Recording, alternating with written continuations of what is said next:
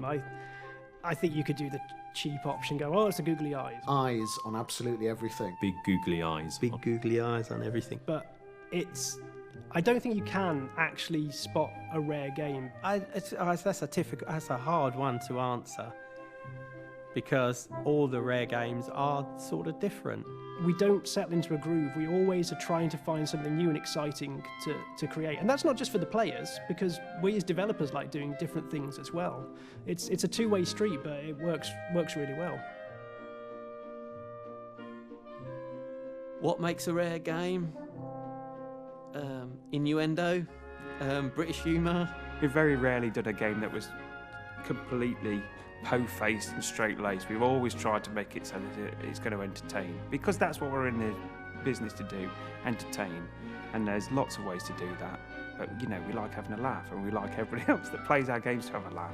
You've got to come in and have fun every day, right? If you come in and start wearing suits and just acting a bit dry and just worrying about the numbers or worrying about this, then you're not going to create a fun experience. Everybody has fun. I don't think that you can make fun without having fun, and I think that shows when you play the games. Ultimately, I think that the core of what makes a rare game is the amount of love and care and attention to detail that the people at Rare put into it. We're a company of perfectionists. I don't think I've ever seen anyone quite obsess about a small bush that as a big tall tree or as a main character than we do. Going that extra mile, it was something that everybody picked up off Tim and Chris. Like, they were really convinced that going the extra mile and putting things in games that players don't expect was what would make their title stand out, and I think everybody kind of took the lead from that. The Rare logo was one of the first logos that I actually even recognised, like, as a gamer, when I was sort of 12, 13. Everyone remembers the feeling when that Rare logo just spins onto the screen. I remember feeling like if you saw that logo on the box and at the start of the game when that logo would come up, you knew no matter what game it was going to be your next favourite game. Everything would come together to create this sort of intangible magic that you can't really put your finger on.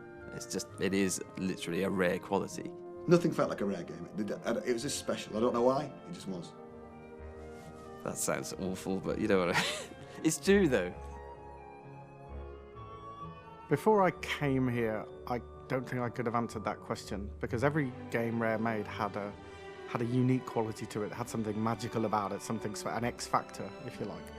And now that I am here, and I've been here a few years, I think what makes a Rare game is the people that work at Rare and the culture of this place. We've got so many people that live, eat, sleep and breathe video games. They've all got the same view. They all want a great game, they all love it, and they all want to play it.